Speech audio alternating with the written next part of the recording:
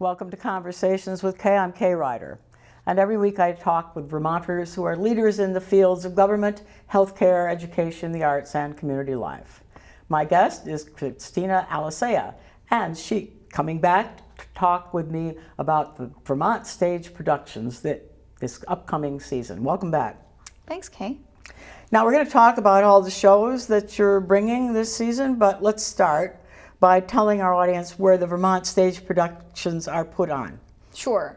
Vermont Stage performs at a Flynn space in downtown Burlington, and we've been performing there like probably 17 or 18 years now. You like that site? Oh, it's great. It's a black box theater, and the front row seats are right on the stage, and so people can watch the actors sweat. Well, I have been there, and I have not been in a front row seat, but wherever you sit, you can actually almost see that. So there you go. Absolutely. It's right up close. Yeah, absolutely. And that's good. It's good. It's good to be able to see the faces. That's why HD opera has caught on so much. You can really see the faces. I mean, it's amazing.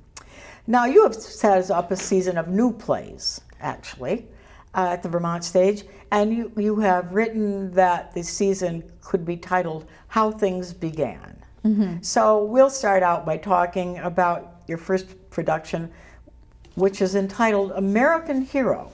You'll be directing. It's about the grand opening of a sandwich shop, franchise sandwich shop.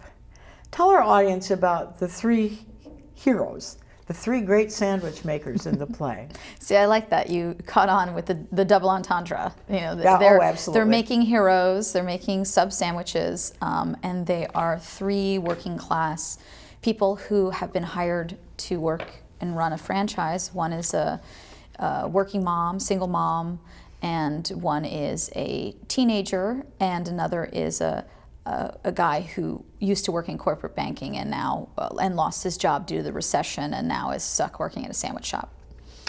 Well, that's an interesting trio, I must say. But you mentioned that they did this in the recession, so that brings special problems for them, doesn't it? Absolutely. And I think it's a commentary certainly on how franchises function as a business model and what it does to local businesses as well as the people that work for them, and it also speaks a little bit to what plagues America and especially Middle America, dealing with coming out of a recession as intense as the one that we were just in. Right. Now we don't often have what we would call working class people as our heroes or heroines, mm-hmm. And Joyce Carol Oates has dealt with this part of the working population. Does this change the way the play is in any way? I mean, certainly, people like to root for the underdog. So that's always interesting to watch the underdog sort of try to make a go of it. And that's something that I found really appealing about the play, really accessible about it. And also it's a comedy, so it's really actually a satire. And that's one of the things that I love so much about it, is that it is funny and you're laughing, but then the real guts and meat of it sort of starts to work on you little by little over the course of the play. And by the end, you're really thinking about some of the themes that exist. But the whole thing is just gut-burstingly funny, the entire play. Do you like to direct comedies? Yes, that's my favorite. I love directing dramas too, but when I'm in the rehearsal room, I like to laugh. Oh yeah, right. Well, of course you can find humor in anything. Mm-hmm. We all know that. People didn't like the original MASH because there was humor in medicine, mm-hmm. and some people didn't want to see that. And in war. Yeah. Yep. Yeah. Well, you have to keep your sense of humor somehow. It helps keep you going, doesn't it? That's right. Absolutely. Yeah. Now, Winter Tales returns in December. Cider, cookies, and just wonderful thing in the middle of the winter. What do you like best about this? This is our 12th year doing Winter Tales, and every year it's the same sort of format. It's stories and songs, and yet each year we're doing different songs, different stories. Sometimes we'll include an audience favorite or two. that keeps the tradition of the event going. So our longtime followers of Winter Tales have things that are sort of a continuum with the show. I just love it. I mean, it's, I'm not really someone who loves the holidays. I'm not that kind of person. I don't really get into it. But for whatever reason, Winter Tales is just, it just sucks me in every year. And, I'm kind of a sucker for hearing this great, wonderful story and then followed by a song by Patty Casey and Pete Sutherland. And, it ends up just being a magical evening. Pete Sutherland is special, isn't he? I've always liked him. Oh yeah, and I love Patty Casey. Yeah. Well, there's something about tradition, doing something every year, and whether it's a holiday tradition or whether it's just a tradition, it has significance. People love to see the same thing over again, don't they? Absolutely. And we have some diehard Winter Tales fans that have been coming for 12 years, and it's what they do. And, they might not come to some of our other regular shows, but Winter Tales is their big thing. And I've had some audience members come up to me and say, this is how we start the celebration of the season, is coming to Winter Tales. So that's also really wonderful from my perspective, just be able to give that to the community. Yeah, giving. That's the spirit of the season. Absolutely. Yes. Yeah. Well, that's marvelous. Oh, I would be here if I was in Vermont. I know. I would be here. I used to go to those. And love them. I just did. And now, of course, the Bake Off's my favorite because I'm here in May. That's right. There you go. Your next play is called Native Gardens. Deals with this old dilemma of fences and making good neighbors, which Robert Frost wrote about in his poem. Who are these neighbors? One of them wants a dream home, right? That's right. So it's the start of the play is a brand new young family that is expecting a baby, has bought a home next door to an older couple who have lived there for 30 years. And they have bought this house, and it's a bit of a fixer-upper, and they've decided to throw a party, and they realize, after looking at their plat, that the fence that was put up by the previous owners was actually in the wrong place, and the fence needs to be moved over 2 feet. That just happens to fall into the backyard of the folks that have been there for a really long time, and they have an award-winning garden that they would be destroying in the process of doing so. So this is the setup. It makes for a wonderful humor and, of course, lots to talk about. Yeah, I can't think about anything much worse than you move in and you want to move the fence. I mean, Absolutely. that's just awful. And particularly with a beautiful garden there. Now, and the young couple, are they different race? Yeah, they're a Latino couple that have moved in, and one's a lawyer that's working for a firm in the area, and the other is a scientist.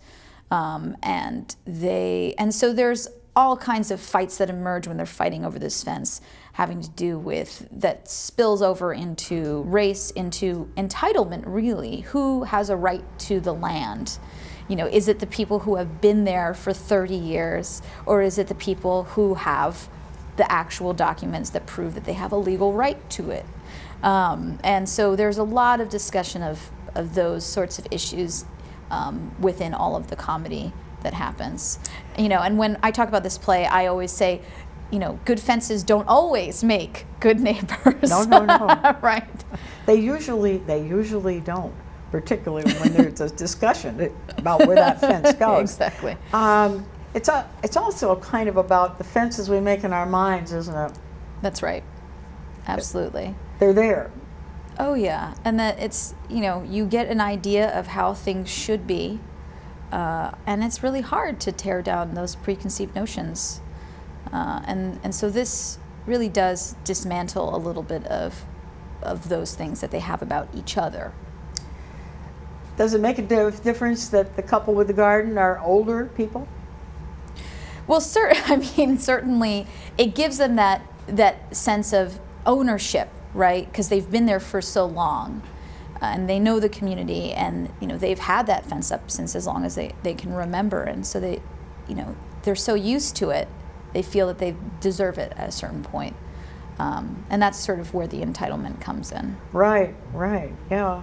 Right. Who does the land really belong to? Who does it belong to? The people that have been there for the longest, or the ones that come in and say they own it? Yeah. I remember my grandfather, who had a big farm, and I remember him bending down and holding the earth in his hand, going like this, see what it felt like, and he certainly felt he owned it. Interesting concept. And if you garden, you feel the earth. So there you are. And again, it's a funny play.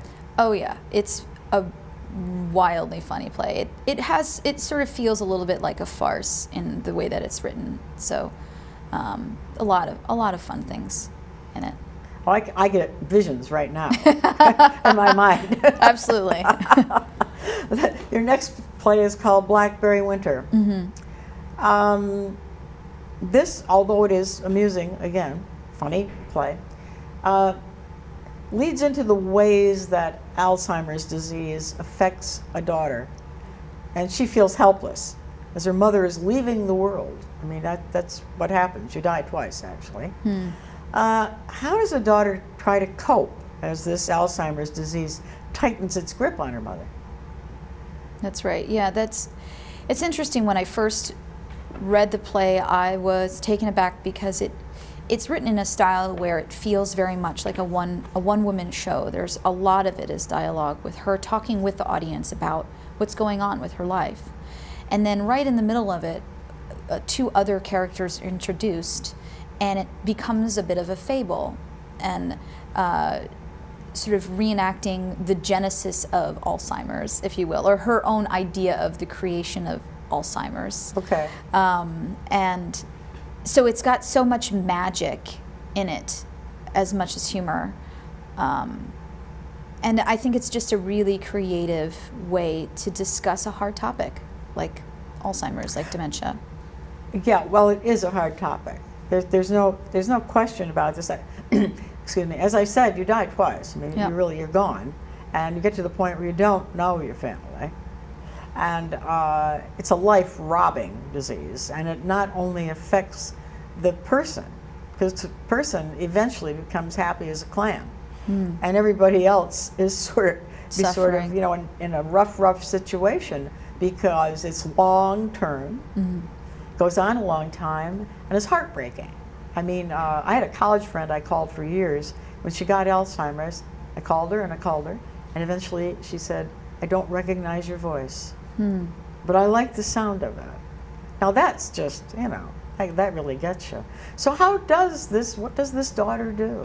What does she do about this? I mean, I think much of the play is really is grappling with that issue, with that question. What do you do when you have a loved one that's that you have to care for? Because I think the focus of it is less about what the mother in the story is going through, and much more what the caretaker is going through, because that, like you mentioned, is sort of, in a way, the person who's suffering the most are the ones that have to watch this happen and find ways to care for that person without also all the guilt, know it when you reach the capacity of like, I can no longer take care of this person.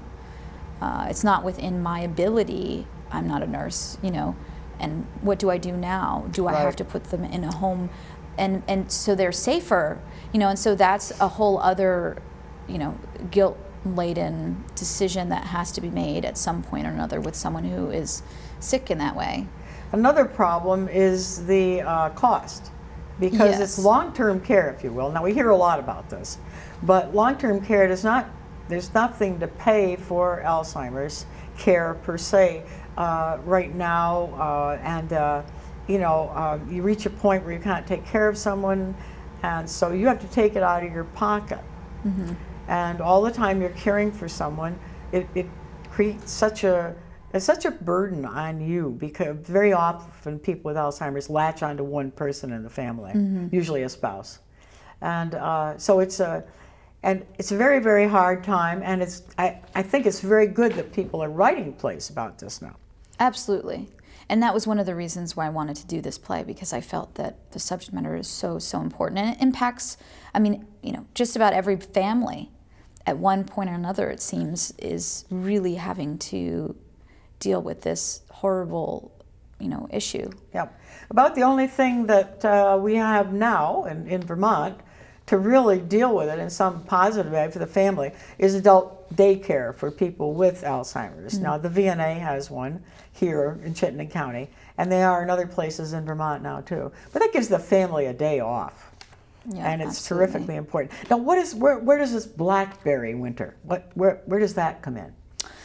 It's interesting. Blackberry Winter is sort of a southern term for the sort of the last crisp frost that happens at the very tail end of the springtime. Sometimes you'll get like a very late spring frost that ends up freezing the blackberries on the vine, on the tree or the vine, and then it ends up making them sweeter.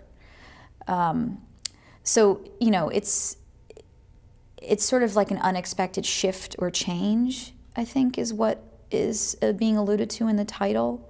And I think that's kind of how many people feel about something like Alzheimer's, where it's a late in life, dramatic change in culture around, how you engage with someone that you care about. You lose yourself. Yeah. Yourself is lost, and I'm sure that perhaps in the play, if you weren't laughing at the spots, you might cry. Absolutely. And it's intended to do both. Right. That's all right in plays. That's right. It's wonderful. It's wonderful when that happens, actually. Now, going on to the other end of the spectrum, the younger folks, the call is about adoption. Why is it a special adoption? Well, it's a trickier situation because this family is adopting a child that is from Africa and is potentially a little older. So this is, a white couple that is adopting someone who is of a different race, who's African, and of course different culture, and also a child that isn't necessarily a young child, a toddler already. So this is a child that will potentially remember their family.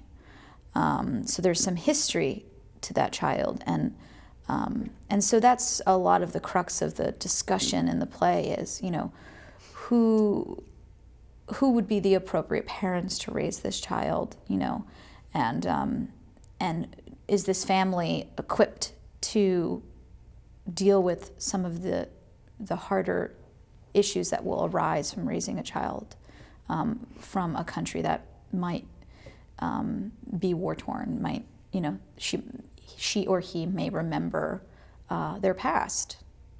Yeah, when we think of adoption, we think of little babies. Absolutely.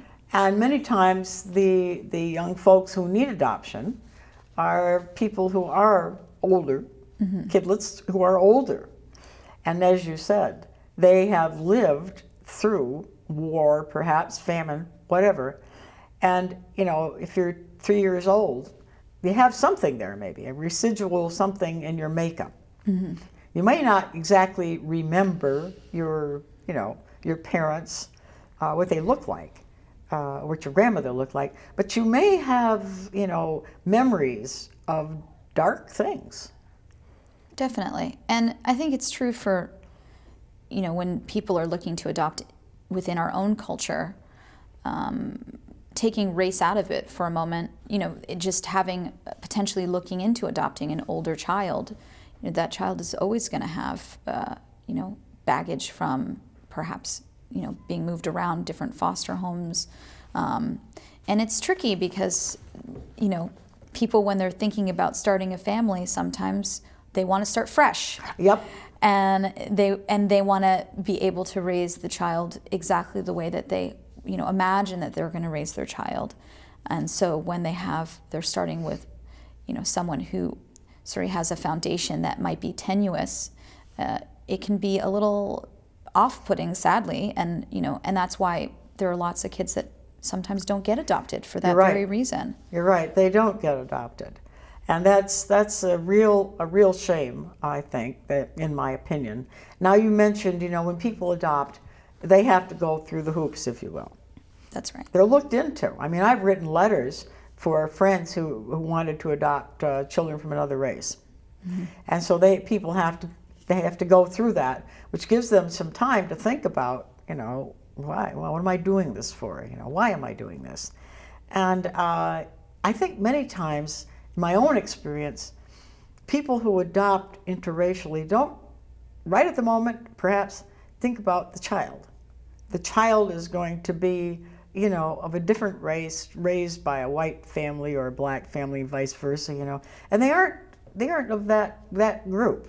And it's bad enough in our culture when we have, I read a book about an Asian American family of the daughter who says, "All you never told me." What's it like to live in the United States, if you're of another race, another culture? So that's another problem too, isn't it? I mean, I think adoption in general raises lots of questions. And I mean, I disagree a little. I do think that people that are adopting are racking their brains thinking about every iteration of things that can come up. Yeah. And, when you add in potentially adopting a child of a different race than you, that's adding another layer of difficulty on top of already a hard situation when you're going to eventually have to have a conversation with your child about the fact that they didn't come from the mother and the father, or whatever the couple makeup is. Right. They weren't born of that family, but they're still loved, and the psychological impact of that in itself is really tricky. And then on top of it, you throw in the fact that you're raising a child that might not be of the same race, and how you manage that. And it's much easier to grow up in a family that looks like you, that you can see that familiarity, you can see where you came from, right. and you see your tribe. Right. And when that's not, you're not seeing a reflection of yourself back at you, it can be hard, very, very hard. Now, these people who do this, I applaud them. I mean, I think it's good. But I'm sure that after people see this play, like you and I sitting here, mm-hmm. there'll be a lot of discussion about that. All this. You like that, don't you? Oh, yeah. It's why I do it. I want the audience to be entertained, absolutely. And every single one of our shows are very, very entertaining. But I also want them to leave talking about it, and talking about some of the social issues that are in the plays, and whether that impacts their life down the road or not is, that's totally up to them, and however it really gets to them. But certainly, interesting conversation is so important. And, sometimes we go through our day-to-day and we're just trying to get through it, and we don't really stop to think about some of these things.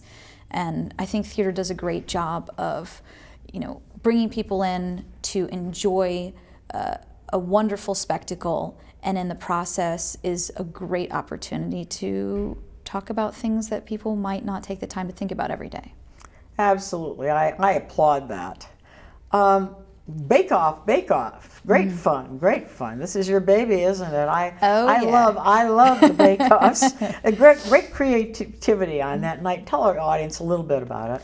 So the Bake Off is an idea I came up with about 5 years ago, and the concept is that I take a known play, a play that people are usually familiar with, and we divide it into 3 parts, beginning, middle, and end, and we assign a different director and a different cast to each section. So when the audience comes to see the play, they end up seeing the whole play, but they see hopefully 3 different directorial interpretations of it.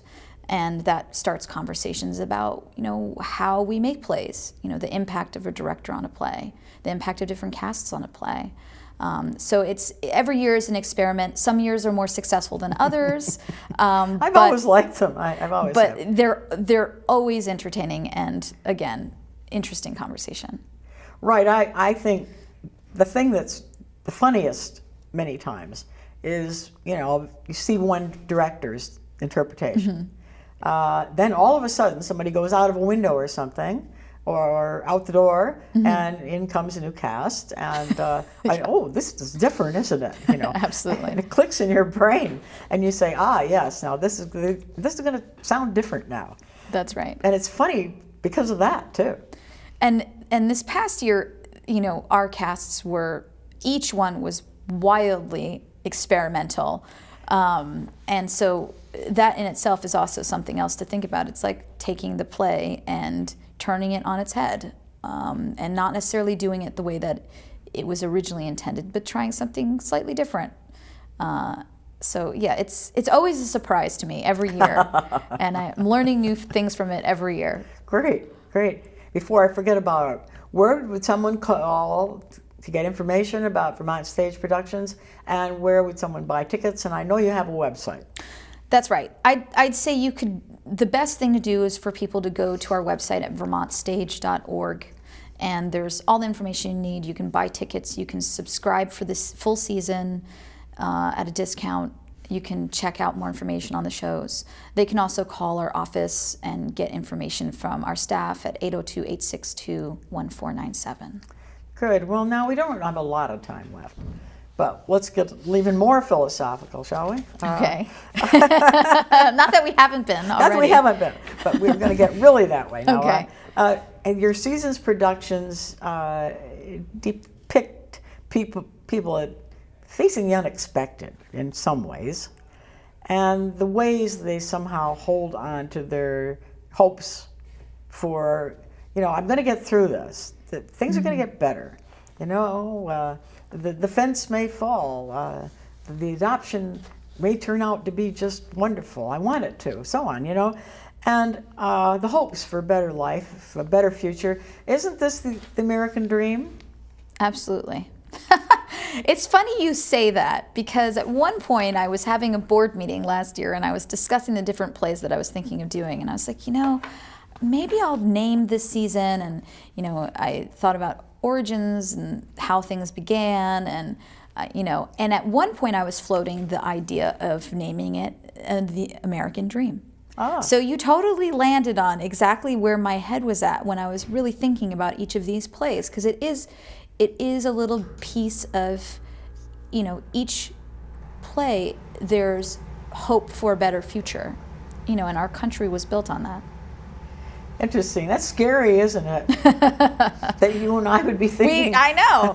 Great minds. We've been talking on air too long now, Cristina. It's true. But, you know, no, that I think I thought of that right away. I don't know why, good. but I just did, probably because I have recent immigration in my family. My dad came to this country, so probably that has something to do with it. And that's why my grandparents came. So there you go. My father always told me I was a real American. And you are. Yeah. So we all are. That's right. We have to remember that. Okay. Have a great season, and thank you for coming. Thank you, Kay. Thanks for having me. I know you like your job, and That's right. Carry on with the good work. And you're going to bring people a lot of good humor and things to talk about afterwards. Thanks for coming. Thank you for joining us on Conversations with Kay.